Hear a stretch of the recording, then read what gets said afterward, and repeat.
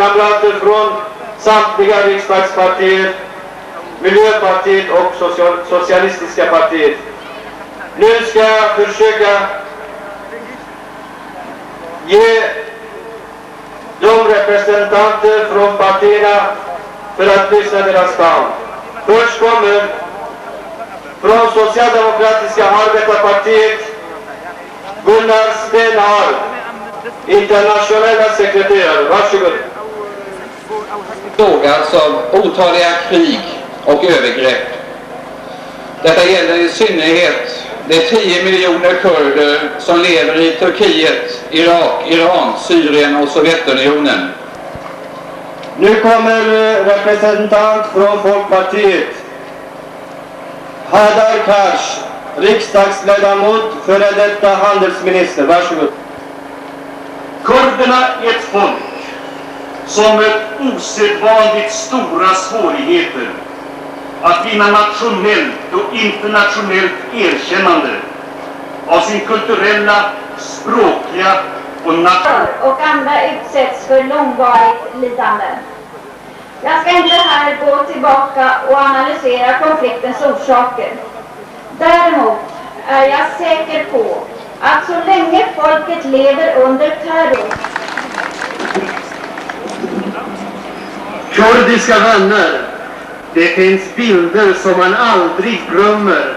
Som tv-bilderna från den kurdiska staden Halabja i Irak. Halabja var för 1 år sedan en vanlig kurdisk stad. Barn lekte på gatorna, männen gick till sina arbeten och kvinnorna skötte hemmen.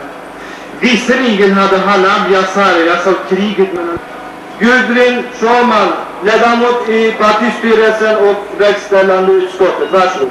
Vänner och kamrater, låt mig först uttrycka Vänsterpartiet kommunisternas solidaritet med det kurdiska folkets kamp för sina nationella rättigheter.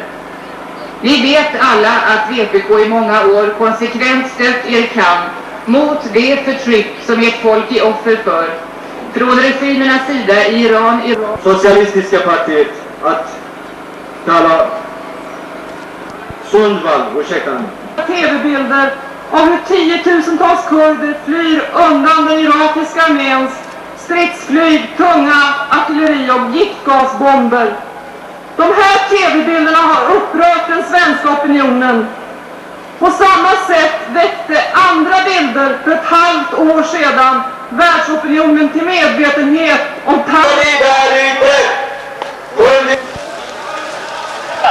Saddam, fascist, mördare!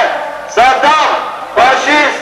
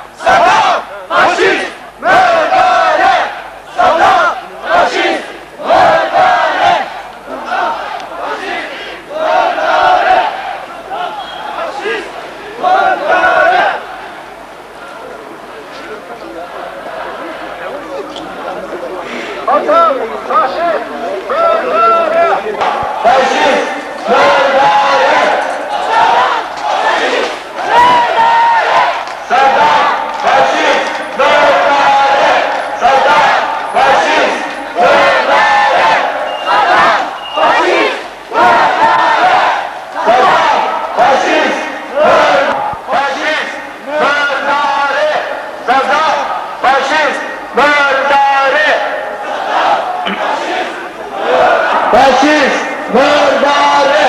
Saddam! Fascist! Mördare!